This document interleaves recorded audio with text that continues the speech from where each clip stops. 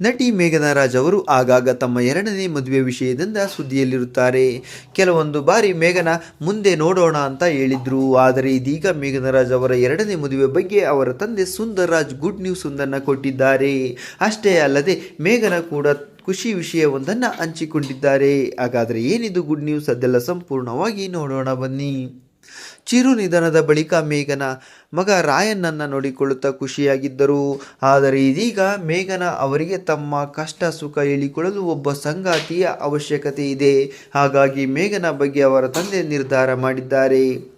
ಇತ್ತೀಚೆಗೆ ಹಿರಿಯ ನಟ ಸುಂದರ್ ರಾಜ್ ಅವರು ಸಂದರ್ಶನವೊಂದರಲ್ಲಿ ಮಾತನಾಡಿದ್ದರು. ಆ ವೇಳೆ ಮೇಘನಾ ರಾಜ್ ಅವರ ಎರಡನೇ ಮದುವೆ ಬಗ್ಗೆ ಕೇಳಲಾಗಿತ್ತು. ಆ ವೇಳೆ ಎರಡನೇ ಮದುವೆ ಅನ್ನೋದು ಮಗಳ ಬದುಕಿನ ನಿರ್ಧಾರ.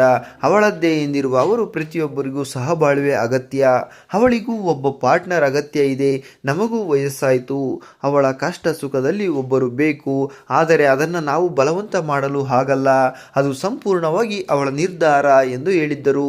ಇನ್ನು ಗಂಡು ಮತ್ತು ಹೆಣ್ಣು ಎನ್ನುವುದು ದೈವ ನಿಯಮ, ಅದು ಪ್ರಕೃತಿ ನಿಯಮ, ಯಾರೊಬ್ಬರ ಮನಸ್ಸನ್ನು ನೋಯಿಸದೆ ಬದುಕಬೇಕು ಎನ್ನುವ ಮೂಲಕ ತಮ್ಮ ಮಗಳ ಬಾಳಿನಲ್ಲಿ ಮತ್ತೊಂದು ಜೀವ ಬರಲಿ ಎನ್ನುವ ಆಶಯವನ್ನ ಅಪ್ಪನಾಗಿ ಸುಂದರ್ ರಾಜ್ ಬಯಸುತ್ತಿದ್ದಾರೆ.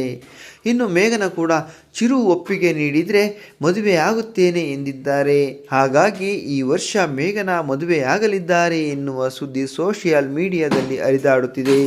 ಮೇಘನಾ ರಾಜ್ ಅವರು ಎರಡನೇ ಮದುವೆ ಆಗಬೇಕಾ ಬೇಡವಾ, ಈ ಬಗ್ಗೆ ನಿಮ್ಮ ಅನಿಸಿಕೆಗಳನ್ನು ತಪ್ಪದೇ ಕಮೆಂಟ್ ಮಾಡಿ ತಿಳಿಸಿ.